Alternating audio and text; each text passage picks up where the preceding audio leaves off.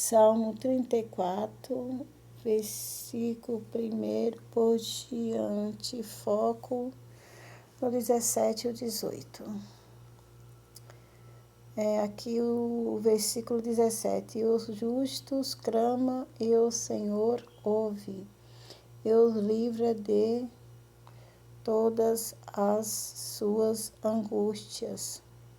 18. E pronto está o Senhor dos que temem um coração aquebrantado e salva os contritos de espírito. Meus amados irmãos, que nesse dia de hoje, nesta manhã ainda, são 10 horas da manhã, nesta quinta-feira eu deixo esse salmo e deixo essa palavra. Aqui o Senhor fala justo. Quando o Senhor fala de justos aqui, que clama e o Senhor ouve e o livra, aqueles dos corações aquebrantados, e livra da angústia, e os de espírito, os contritos de espírito. Aqui o Senhor está falando daquelas pessoas que elas já processaram a fé em Cristo, ou até mesmo ainda nem processaram a fé em Cristo, não se decidiram ainda por Cristo Jesus ainda estão no caminho, mas não conheceram a Cristo ainda. Mas eles procuram sempre fazer o certo. Como assim o certo e o justo? Eles procuram ter um caráter, entendeu? Eles procuram, tudo que eles vão fazer, eles fazem com temor de Cristo. Eles procuram não prejudicar ninguém, trazendo para os dias de hoje, Não prejudicar ninguém, pensa no seu próximo como a ti mesmo. Eles procuram ajudar aqueles que precisam e eles têm condições. Eles procuram ter um caráter, Pagar quem deve, não ficar falando das pessoas, por aí. O justo que Jesus está falando é isso, o justo para Jesus é todo aquele que te aparta da iniquidade, Te aparta de tudo, da fofoca, do disse-me-disse, não tenta prejudicar ninguém, não tenta dar galote em ninguém, tenta sempre pensar com a palavra do Senhor, como Cristo pensaria, andar na verdade, não anda na mentira, não anda no engano, não fica falando falsos testemunhos, não fica por aí se prostituindo, mas eles têm um temor de Deus. Então esses são os justos, porque esses o Senhor os justificará perante o nosso Pai, o nosso Deus, O Filho Jesus Cristo, que é o nosso Senhor, nos justificará perante o nosso Pai. Porque a pessoa que ele procura andar na verdade, se afasta da prostituição, do engano, da mentira, da fofoca, não fica pondo os seus olhos onde vê que aquilo ali vai dar em pecado, mas aparta-se da aparência do mal, foge da aparência do mal.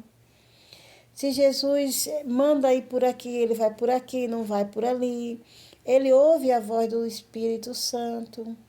E o aquebrantado de coração é aquele que sempre está procurando fazer a vontade do Senhor, sempre está refletindo, sempre está se analisando, como a palavra do Senhor fala, lá em Coríntios, 1 Coríntios. Ele sempre está se analisando e sempre está buscando a ter um coração, ali aquele coração que ele não guarda rancor, não guarda ódio, não guarda mágoa, libera perdão para mesmo aqueles que tentam destruir sem você fazer nada, aqueles que tentam te diminuir, te humilhar, te massacrar, né? Trazendo os português mais claro por dia de hoje.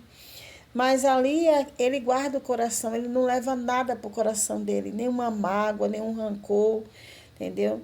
Ele procura guardar o seu coração sempre limpo, mesmo quando vem alguma mágoa, alguma coisa ali, né? Ele procura manter o coração limpo. Ele procura sempre manter um coração limpo. Porque ele sabe que pelo coração ali vem o aquebrantamento do espírito. E o espírito ele trabalha no coração e na mente.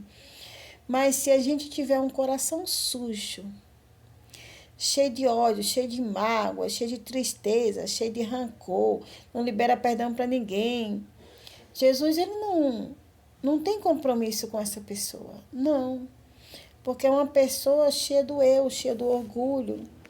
Leva tudo pro coração, aí o coração fica preto, cheio de sujeira. E como habitar o Senhor Jesus Cristo e o Espírito Santo num coração cheio de sujeira? Não tem como, né?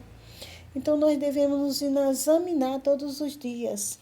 Essa palavra é para os meus irmãos, minhas irmãs, aqueles que processam a fé, aqueles que não processam, aqueles simpatizantes da palavra do Senhor Jesus Cristo, aqueles simpatizantes que ainda estão no lamaçal do pecado, mas o Senhor todo dia está lá batendo na porta, né? Para que o pecado venha a ser constrangido pelo Espírito Santo, pela palavra.